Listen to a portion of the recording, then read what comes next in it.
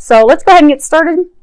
To speed up time, have shuffled, prayed, laid the cards out. We do have some from the Energy Oracle cards by Sandra Ann Taylor. Then we have cards pulled from Doreen Virtue's 3 of her decks, the Romance Angels, the Saints and Angels, and the Magical Messages from the Fairies. So let's go ahead and see what you guys have this month, Virgo. First card is Yin and Yang. And what they're saying is there's a number of you that they're encouraging you to find a greater balance in the month of May. I get for some of you, it's a balancing of your emotions. Because what they're saying is, for some of you, with not wanting to deal with a certain situation or a certain person. So for some of you, there's been conflict with your significant other, your spouse. For some of you, there's been conflict with, work and trying to make the decision on, whether to stay with the company, leave the company. But it's brought about some emotional turbulence. So they're saying that it's twofold. The first thing is to find balance with your emotions, to balance and bring more positive thoughts into play and into mind. And for some of you to have more of a physical balance, because I get for some of you, because you're upset, you've got the confusion, not knowing what to do, not wanting to deal with the emotions. A number of you have just thrown yourself into work as a way to avoid having to make a decision, having to deal with it. So you've just thrown yourself into work. So what they're encouraging you to do in the month of May is to find a place of balance, because that is going to help shift and transform things for the better. And it's going to help improve the situation for you. The next card we have is Door to Personal Healing and Happiness. And if you can look, it's a beautiful card. You've got the rainbow, you've got the lotus flowers there. This is a card of new beginnings. So they're saying in the month of May, you are going to have some very positive change in your life, some new beginnings in your life. So for some of you, I get for some of you, you've been doing a lot of work. A lot of inner work, a lot of healing work, been trying to make some decisions of, do I move? Do I change companies? Do I pursue this relationship with this person? Do I close the door with this person? I get that there's been a lot of inter-reflection, a lot of healing. And I get that May is going to be the month that you make those changes, that you take that leap, that you do those things, those actions resulting after you've done all the inner reflection and evaluation of what it is your heart truly desires. So I get that May is going to be the month that you take that leap. So for a number of you, you're going to move. You're going to start that relationship. I get some of you will end a relationship. For some of you, you're going to start your own business. They're saying some of you are going to start your family in the month of May. You've been contemplating, do we start a family or not? And May is going to be the month that you do. And then I'm getting for a smaller number, because they're saying most of you, they're congratulating you on all the work that you've done. And they're wanting you to know that you're about to reap the benefits of that with all these new beginnings and those things that you desire for your happiness in May. Now, for some of you, they're saying that in May, you are going to start some of you are actually going to be completing the work, that inner healing that needs to take place in order to bring those dreams to fruition. So for some of you, it'll be emotional healing. For some of you, it'll be physical. For some of you, I get that, a very small number of you, I get that it will be like breaking an addiction, like alcoholism, some like food addictions. So they're saying that in May that they're going to be encouraging you. They're going to be there to help you. Just ask for their assistance. They will help you make those changes. They'll help you take those leaps. And for those of you that are going to be really taking the leap and completely moving and getting a new job and everything, just help them you're just needing the help. Just ask them, because they're going to help you. They say that they've already laid the foundation. So just ask for their help, and they will give you the guidance and the next steps of what you need to do to bring those changes about. Okay. Next card we have is express your individuality. And on the bottom it says, allow your true self to shine because you're awesome. Okay. So, they're giving me some more information. Okay. So what they're saying is, you know how they were saying a lot of you have done a lot of personal growth, a lot of going inward and reflecting on everything that you desire and what would truly make you happy. And there are a number of you during this time of personal growth and development and really getting on path with what it is that you desire and who you really are. You've changed from who you used to be. And now you're worried, I'm not who I was. I'm different on the inside, I'm different on the outside. And will my family, will my friends, will my coworkers, will they really embrace me and accept me as I am, or will they shun me? So because of that fear that they won't embrace you and your new awesomeness, because you've emerged as this big, beautiful butterfly. You went into your cocoon as a caterpillar, you did all your reflection, you got on path with who you really truly are, which is amazing and awesome, and you've emerged as this butterfly, but you're afraid to share that.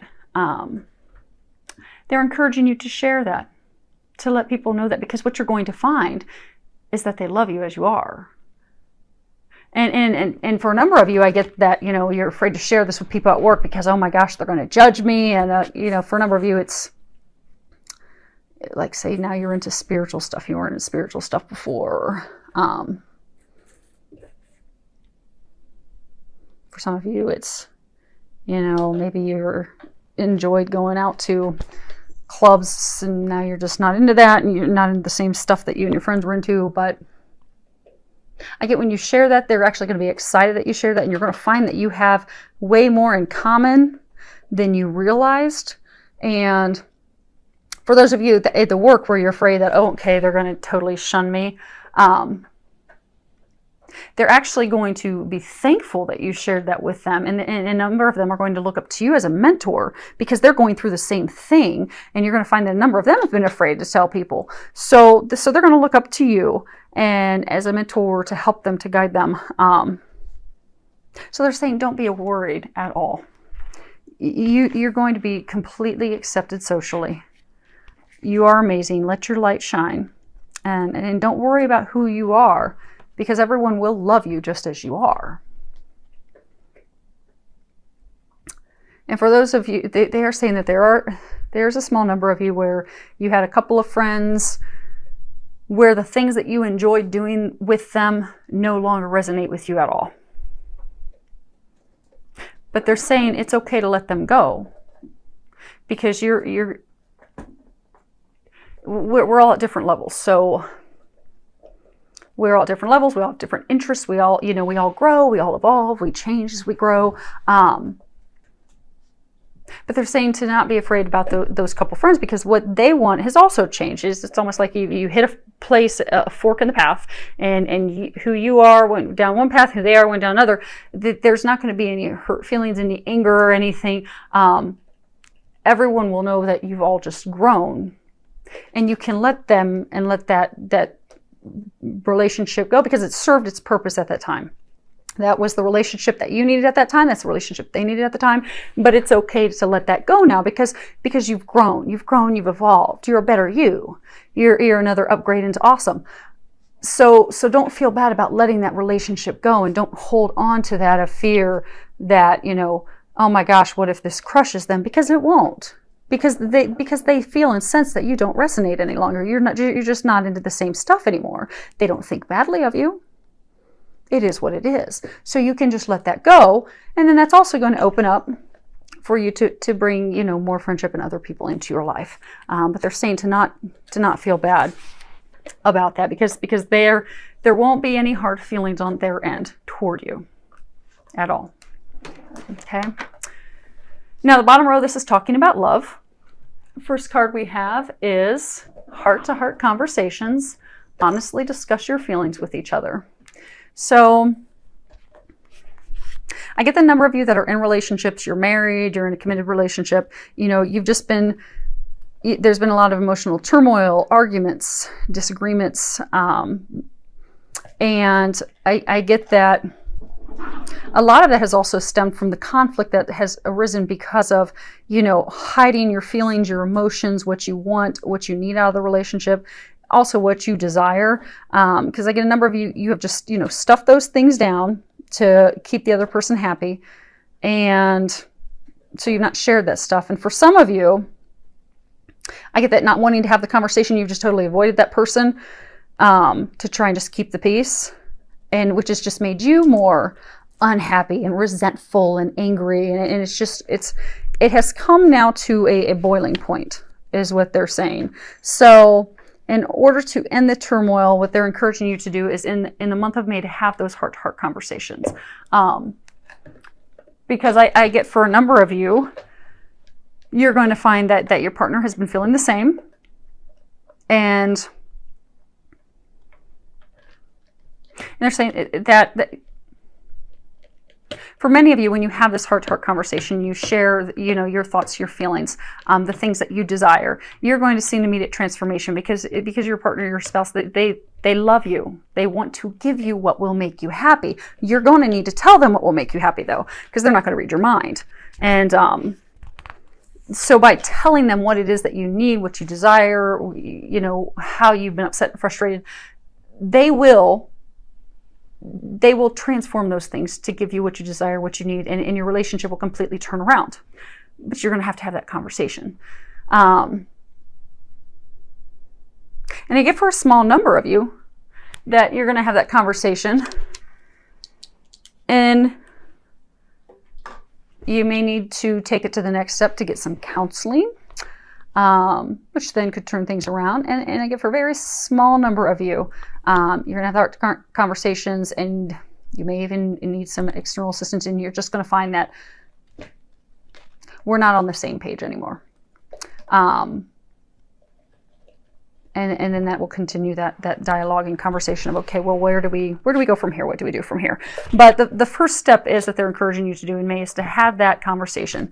Now, the next card that we have for love is flirt, and I find it interesting how that ties in, because, you know, it's sometimes very difficult to have those conversations, and then, you know, if you do have those conversations, okay, well, how am I going to do something loving toward this person when I've been so mad at them for the past 6 months? And to get your mind to shift to a place of love and lightheartedness, and even to just wanting to open up and let your guard down. Have that conversation is not always easy when you've been arguing and at each other's throats for months. So what they're encouraging you to do, if you look, this is flirt, extend your lighthearted energy to others. They're encouraging you to have fun together. So when you flirt, you're flirtatious, you know, you're just being playful. You're just having fun together. You're just having experiences. I mean, in flirtation doesn't necessarily always lead to sex, although it may very well. But flirtation is just having fun, you know, going and doing fun things together, smiling at each other, just being playful and fun. And that kind of lifts that heaviness away and kind of gets you back to a place of connecting with each other, so you can have those heart-to-heart conversations. So in May, it would probably benefit you to, you know, take a day, go to a park, go for a walk, go do something fun together, because it'll just be fun. You can be a little flirtatious. It'll help you let that guard down to have that conversation. And for some of you that then have that conversation, you're like, okay, here's what I want, here's what I need. Okay, that's what you need. Okay, well, how do we get from this place of not even really wanting to be around each other to being lovers and happy again? Well, go have some fun together. Go take a weekend or take a day to go and enjoy each other's company. And then what they're saying is, for some of you, there's some of you that are single, and They're saying that you're pushing away that partnership that you desire because you get into a relationship with someone and it's really early on, but you're so overwhelmed with thinking, okay, where's this going to go? Where's this going to go? What's this going to lead to? That it immediately ends and you both go separate directions. So what they're encouraging you to do is to just take a lighthearted approach. Don't care about where it's going. Just have fun. Play together. Enjoy each other's company. Don't care what's going to happen. Am I going to marry him or her? Is this the one? Doesn't matter. Just have fun. If nothing else, it's an experience for you. You can have some fun together. But that lightheartedness, that fun, that lack of expectation, if they are the one, we'll keep them there and we'll keep the relationship growing. And by not having that lightheartedness, by being so heavy and so focused on the outcome and expectations, they could be the one and you could very well push them away. So they're encouraging you just to have fun. Have fun, enjoy each other. And this last card I had asked, how can you improve your love life in the month of May? And the card generosity came out. So what they're saying is for those of you in the relationships that, you've had the strife and the arguments and not getting along, you have these heart-to-heart conversations. Come from a loving, kind place, being generous to your lover. Don't be hurtful. Don't be cruel. Come from a loving place. Be generous that way. And then for after the fact, you have the conversations, okay, where to go from here? Be generous in that too. Maybe you're still angry and hurt and upset with them, but go get her some flowers. Make him some coffee. Do those nice, kind, considerate things for them, and you will watch your relationship shift. You'll watch that spark come back. But it all stems with you being generous and loving toward your partner. And they're encouraging you to do that in May, because that is the key thing that will help shift and turn things around for you guys.